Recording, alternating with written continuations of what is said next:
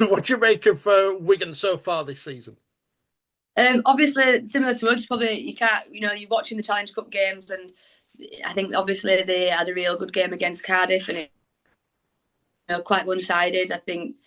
Um, I think you know what you get from the Wigan side. I think they've got some good outside backs, and if you allow them to get the ball into them spaces, then they'll definitely really challenge you. And they're a tough side. They want to compete and they want to be like a Wigan team. They want to be competitive across the park. So I think we know that it's a tough game, but similar to us, I think that they'll be ready for that next big game, and hopefully our prep has been good that we came up against Huddersfield and give us a good test, and that's allowed us to really pick some bits out we want to be better at, but also put us in that position where you've had a tough game, leading into it. Dennis Betts mentioned it was hard to shop in the English market, so to speak, to convince players to move clubs, and he's brought in a number of players from Australia. You've brought in Mel Howard. What has she brought to the squad so far? Obviously, she's a more experienced player, so she brings that leadership, and I think it brings that fresh player that you're bringing someone in from somewhere else, and a fresh perspective from her and someone else for the girls to work with. So I think obviously we've been wanting a halfback who can lead the team around, and she's vocal, she's experienced and athletic. So we're really happy that we've got Mel over the line, and I think we'll see her grow into the competition. Obviously, it's still early days, but she started off really well. The girls all really respect her and enjoy having her around. So she's been great for us so far. The scoreline against Huddersfield in the quarter-final suggests it was a tough game, a close game. Is that important? Because everyone else seems to have had easier games coming into these semi-finals. I think the score tough game, and it was they fronted up more than what they have done in the past, and they were an improved performance from Huddersfield. I think that we were a little bit sloppy in areas, and we've reviewed that as a group. Obviously, the scoreboard reflects there were one breakaway try that came from intercept. So those things kind of, you kind of look back at where you conceded, and that one we can kind of go, that's uncharacteristic, and we can cut that out of the game.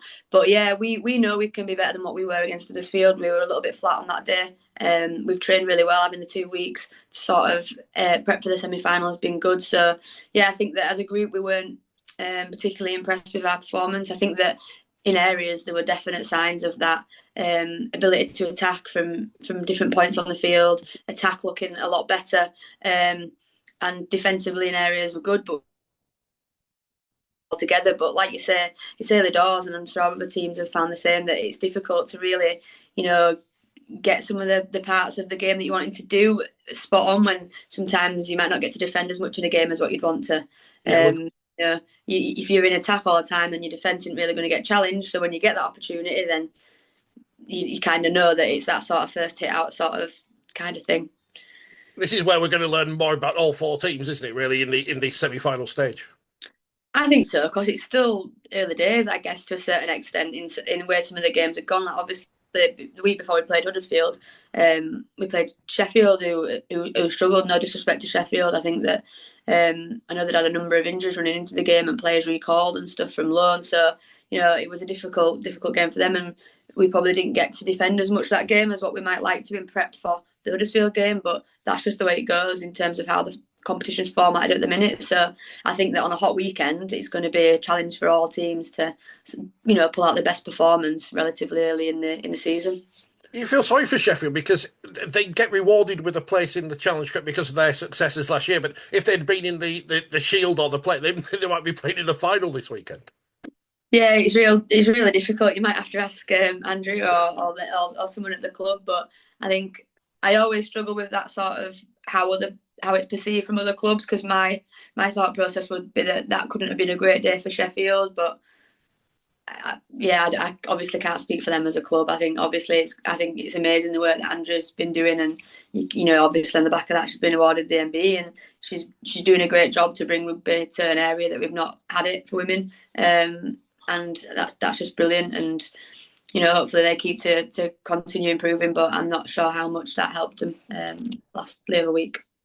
Just as a complete aside, I was listening to the NRLW Weekly podcast, and Rowan Sims on there, one of the New South Wales coaching staff, was talking about moving their origin into the middle of the season as the men's is in Australia, and then having the players who are not involved having Pacific Championship.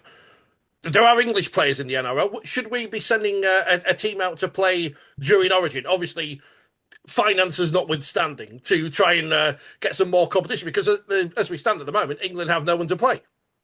Yeah, I mean, if we can find the finances, then yeah, crack on. But I think that's the point in it. I think obviously every country is having their own difficulties. Australia probably feel like they're not getting challenged enough to then be able to keep improving. We feel like we don't get enough opportunity to play big games internationally, so that's then a struggle. But yeah, I think that's maybe something that we could look at in terms of how do we make it more competitive mid-season in terms of that origin. What does that look like? Is it the England team against the rest? If you've got a lot of Australian players who've come over and signed, I don't know, a bit like an Exiles or something. But yeah, it's I think if we can find the finances, it wouldn't be a bad shout. But I don't think that's one on the horizon anytime soon. Yeah, just play fantasy football, do whatever we want, but we don't have the money. Finally, the squad injuries and so on and so forth. How's it looking for the game against Wigan? Yeah, good. Relatively unchanged, obviously. Caitlin Beavers is still one of our long-term injuries. She's going really well. Started her plyos last night, so it's great to see her ticking boxes and moving along nicely. Evie Cousins is still out with that shoulder injury. And Ruby Enright, she's going to be out for a couple of months. So I think nothing much changes too much from the weekend previously. So yeah, just looking forward to getting out there. And like you said, I think it's going to be two really good games and a big test for all four teams.